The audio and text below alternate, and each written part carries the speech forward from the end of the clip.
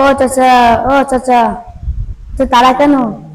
সকালে সকালে তো কোথায় যাচ্ছ? ভাতিজা আর ডাকিস না, তুই তো জানিস আমি প্রতি বছরই কোরবানি দিই। এবছর যদি না দিই তাহলে কি আমার মান সম্মান থাকবে? বাড়ি আত্মীয় স্বজন আসবে, জামাই মেয়ে আসবে, জামাই কি বলবে যে আমার শ্বশুর আব্বা কোরবানি দেয়নি। চাচা আপনি তো অনেক বড় ভুলের ভিতরে আছেন। আপনি কি জানেন 5 শ্রেণীর ব্যক্তি কোরবানি আল্লাহ তাআলা কবুল করে না? ভাতিজা আমি তো জানি না। ভাতিজা 5 শ্রেণীর ব্যক্তি কারা বলো তো শুনি। প্রথম শ্রেণীর ব্যক্তি তারা ইন্নামাল আমালু বিন্নিয়াত, যাদের নিয়ত ঠিক নেই। তাদের নিয়ত হলো এলাকার মানুষের প্রশংসা পাওয়া, বাড়ি আত্মীয় স্বজন আসবে, জামাই মেয়ে আসবে, কোরবানি না দিলে মান সম্মান থাকবে না। মান সম্মান বাঁচানোর জন্য তারা কোরবানি দেয় এবং গোশ খাওয়ার আশায় কোরবানি দেয়। এদের কোরবানি আল্লাহ তাআলা কবুল করবে না। দ্বিতীয় শ্রেণীর ব্যক্তি তারা যারা আল্লাহকে রাজি খুশির জন্য কোরবানি দেয় না, যারা হালাল টাকায় কোরবানি দেয় না, হারাম টাকায় কোরবানি দেয়, এদের কোরবানি আল্লাহ তাআলা কবুল করবে না। তৃতীয় নম্বর শ্রেণীর ব্যক্তি হলো তারা যারা সওয়াবের আশায় কোরবানি দেয় না, এলাকার মানুষের প্রশংসা পাওয়ার জন্য কোরবানি দেয়।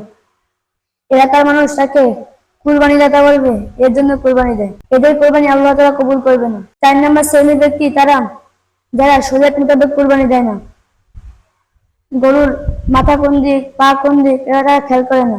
2টি দোয়া পড়া মুস্তাহাব। ইন্নী ওয়াজ্জাহাতু ওয়াজহিয়া লিল্লাযী ফাতারাস সামাওয়াতি ওয়াল আরদা হানিফাও ওয়া মা আনা মিনাল মুশরিকিন। ইন্না সলাতি ওয়া নুসুকি ওয়া মাহইয়ায়া ওয়া মামাতি লিল্লাহি রাব্বিল আলামিন। আল্লাহর নামে দোয়া পড়ে না, বিসমিল্লাহ আল্লাহু আকবার বলে না, এদের কুরবানি আল্লাহ তাআলা কবুল করবে না।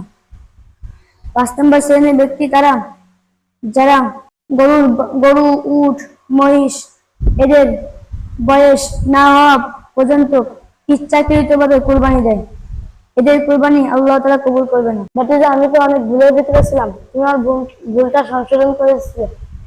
ভাতিজা তুই কোন মাদ্রাসার ছাত্র? আমি ফুরকানি হাফিজিয়া মাদ্রাসার ছাত্র। আমার বাসায় আমার একটা ছেলে আছে, আমি তোমাদের হুজুর সাথে কথা বলে আমার ছেলেকে ওখানে ভর্তি করাবো। পড়ার মান কেমন? আন্তর্জাতিক মানে শেখানো হয়, আল কোরআন বাংলা অনুবাদ শেখানো হয়, তাজবিদ শেখানো হয়,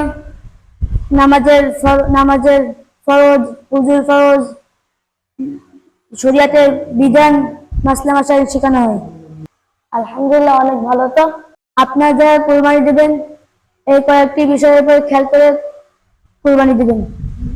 আল্লাহ তাআলা আপনাদের নিয়ত ও কুরবানিকে কবুল করে নিক। আমিন।